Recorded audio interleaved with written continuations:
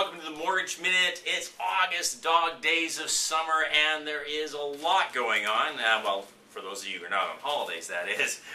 First of all, the big news, of course, in British Columbia is the foreign sales tax. The Christy Clark government finally decided to do something about political pressure and introduce a foreign sales tax.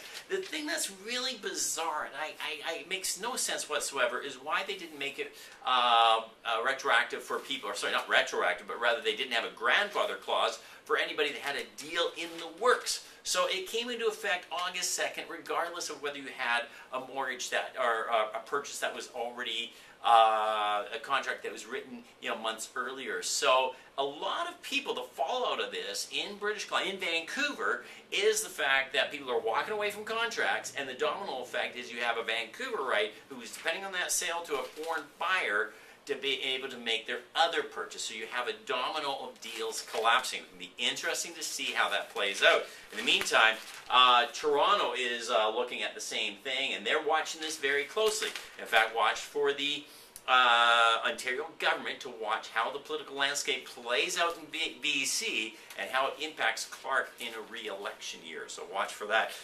You'll see here, David Carney was in the news.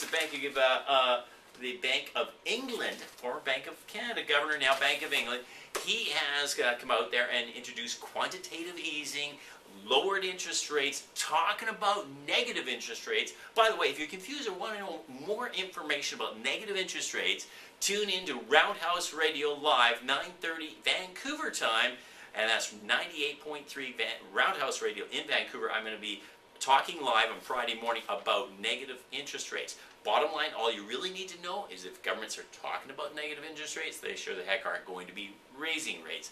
Great time to be in a variable rate mortgage.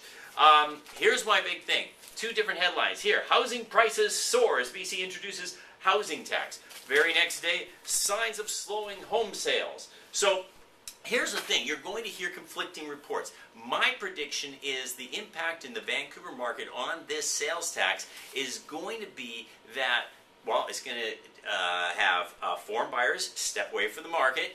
That will expose the fact that we have a normal cycle and people go on holidays. So look for a slowdown in activity in August. Hey, we're on holidays. Of course we're going to be slowing down. But look for the September sales numbers to reflect that. Okay, shifting gears here. This was an interesting article, the pros and cons of a hybrid mortgage. People talk about whether I should get a fixed or variable rate. What about combining them? You can get a hybrid of both fixed and variable. So, talk to us about that. The other one was on the same page. Your home loan, RSP or TFSA, what should you invest in? Well, why not look at a combination of all three? In fact, if you get the right mortgage, you can create your principal residence mortgage so that it becomes a tax-deductible vehicle for you to help you invest, whether that's real estate, RSPs, or TFSAs.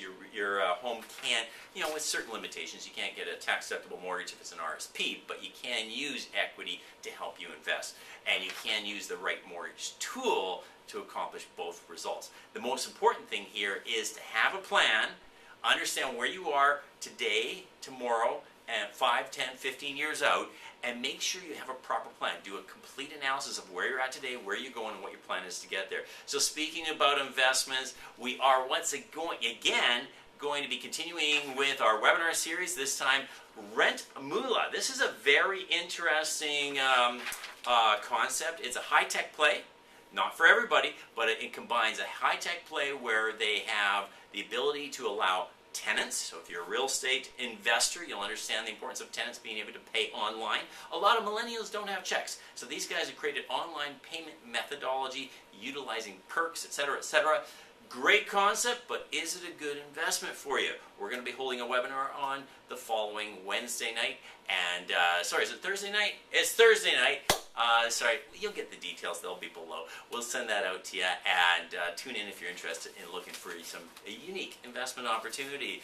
Ladies and gentlemen, that's the Mortgage Minute for this week. Hope you're having a great summer. And as always, go to peterkinch.com or peter@peterkinch.com and send me an email if you have any questions. Thanks very much. Bye.